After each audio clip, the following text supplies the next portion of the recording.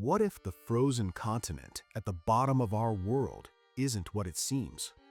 What if the official story, that it was discovered in 1820, is a lie, cooked up to hide a truth so massive it would rewrite everything we think we know about history? There's a wild theory exploding online that claims Antarctica isn't Antarctica at all. It's the lost, technologically advanced civilization of Tartaria, flash frozen and buried under miles of ice. The idea is that a global empire, one with limitless wireless energy and stunning architecture, was deliberately erased from our past. Believers point to bizarre anomalies on ancient maps and supposed government cover-ups as proof. So is this the greatest conspiracy in human history? Or is it a modern myth born from a simple misunderstanding of our own past? Today, we're going to investigate this very strange claim and figure out how a historical name for Asia ended up at the heart of a global conspiracy. So before we head to the desolate ice of the South Pole, we have to get a handle on the civilization that's supposedly buried there. The Tartarian Empire, as its modern believers describe it, wasn't just some country, it was a worldwide utopian society. They imagine a single, unified civilization that built the US Capitol, the Great Pyramids, and the Taj Mahal, not as the work of different cultures over thousands of years, but as local outposts of one global empire. This lost world is said to have mastered technology we can only dream of, especially free wireless energy. Those grand, ornate buildings from the Gilded Age, with their spires and domes, the theory presents them as evidence, not as 19th century creations, but as leftover power stations from this ancient Tartarian society. Proponents will show you photos of the gorgeous pavilions from old World's Fairs like the 1915 Panama Pacific Exposition and ask a simple question: why would anyone build such magnificent, permanent-looking structures just to tear them down? The conspiracy has a chilling answer. They weren't temporary. They were Tartarian originals, and demolishing them was part of a coordinated effort to scrub the empire from the history books. At the heart of this theory is a cataclysm. Sometime in the 1800s, a mysterious mud flood supposedly drowned the world, burying Tartarian cities meters deep and kicking off a historical reset. You've probably seen the pictures online, buildings with doors and windows that are somehow way below street level. To a believer, this isn't just a sign of cities raising their streets over time.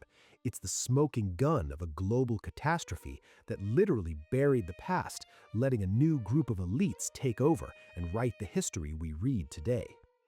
But for this theory to jump all the way to the coldest continent on Earth, we first have to ask, what or where was the real Tartary? Because Tartary was a real name on a map. If you pull up European maps from between the 13th and 19th centuries, you'll find it, a huge, sprawling territory labeled Tartaria. Here's the thing, though. It wasn't a global empire. It was just a term Europeans used for a massive, poorly understood chunk of Central Asia and Siberia. Think of it as a cartographic shorthand, a label for the lands stretching from the Caspian Sea to the Pacific Ocean. It was basically a blank space on the map, a catch-all for areas that European explorers hadn't gotten around to surveying. Tartary was never one single empire. It was an exonym, a name given by outsiders to a place they didn't really understand.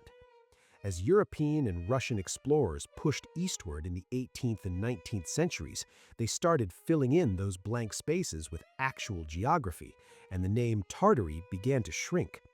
It was replaced with more precise names like Siberia, Mongolia, and Turkestan. It wasn't destroyed by a mud flood, it was made obsolete by knowledge. The ghost on the map didn't vanish in a disaster, it was just finally identified. Okay, so if the real Tartary was just a name for a part of Asia, where did this idea of a lost high-tech global empire even come from? The answer is surprisingly recent, and it starts with Russian pseudo-scientific nationalism. The seeds were planted back in the 70s and 80s by a Russian mathematician, Anatoly Fomenko. His new chronology claimed that most of human history before 1600 was faked by Western elites to hide the fact that the true ancient empire was a massive Russian horde, which he called Tartaria. Then in the 1990s, another Russian figure, Nikolai Levashov, mixed those ideas with racial occultism. He popularized the idea of a superior ancient Slavic Aryan civilization, the Tartarians, whose advanced technology had been suppressed by a shadowy cabal. For decades, these were fringe theories, mostly stuck in Russia. But that all changed around 2016. The idea of Tartaria suddenly exploded across English-speaking YouTube, Reddit, and TikTok, completely detached from its nationalist roots. It became this romantic vision of a lost golden age, tapping into a real distrust of modern institutions and a deep dissatisfaction with modern life. We've traced the real history of the name on the map and the strange modern origins of the myth. But that still doesn't explain the biggest leap of all, from the steppes of Asia to the ice sheets of Antarctica.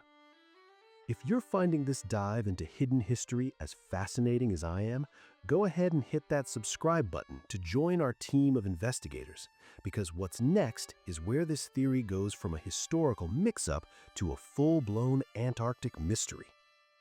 This brings us right back to the title of this video, the claim that we should stop calling it Antarctica because it's actually Tartaria. The first, most important thing to say is this: there isn't a single historical map, document, or text from any culture that has ever put Tartary at the South Pole.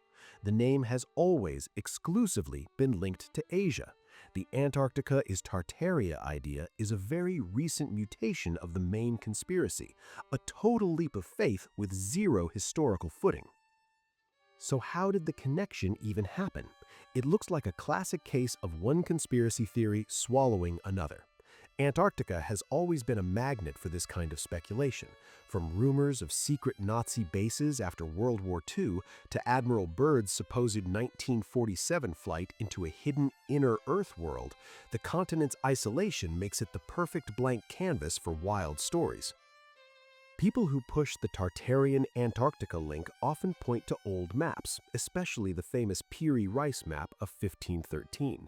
They claim it accurately shows the Antarctic coastline without ice, proving some advanced ancient civilization must have mapped it. The problem? Mainstream map historians will tell you the landmass on that map doesn't look much like Antarctica and is probably a drawing of the mythical southern continent Terra Australis Incognita, which old-time geographers just assumed had to exist to balance out the land in the north. A note on the map itself even describes the region as hot and full of giant snakes, not exactly a postcard from Antarctica. The link seems to be a forced connection. If the Tartarian Empire was global and got wiped out by a cataclysm, and Antarctica is a mysterious continent shrouded in secrecy, then maybe the cataclysm froze Tartaria, and that's what Antarctica is. It's a cool story, but it's built by stitching together separate myths that have no real evidence connecting them. When we strip away all the speculation, what's actually left? The evidence for a global Tartarian empire just dissolves under scrutiny. The grand architectural styles they call Tartarian are just well-documented historical movements like Beaux-Arts, Neoclassicism, and Gothic Revival. We have the blueprints, the construction photos, and the financial records. The so-called mud flood evidence much better explained by boring, mundane urban development. Cities have always been dirty, and over centuries, street levels rise as new roads are paved over old ones. Buildings also settle. Basements that were once at ground level can end up looking like they're sunken. And as for Antarctica, its history isn't about a hidden empire. It's a story of heroic, difficult exploration.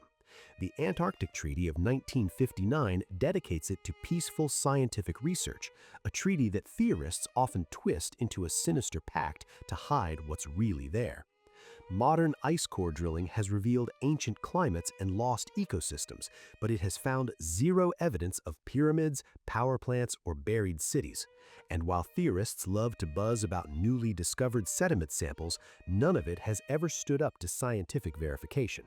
Hiding an empire is one thing. hiding it under 2 miles of ice on the most hostile continent on Earth without leaving a single verifiable artifact is something else entirely.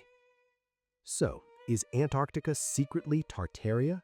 All the evidence says no. We started with a wild claim and found it's built on a series of misunderstandings. We discovered Tartary was a real name but misinterpreted for a part of Asia. We saw how that name was hijacked by Russian nationalists and later morphed into a global internet myth about a lost golden age.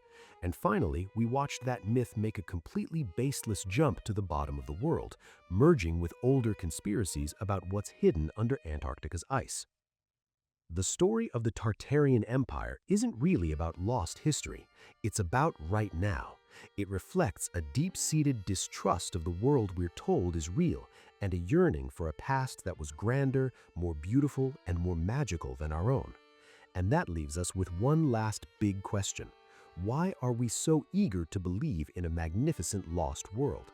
Is it just about rejecting the official story, or is it a search for meaning?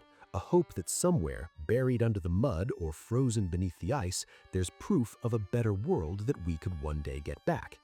What do you think? Let me know in the comments below.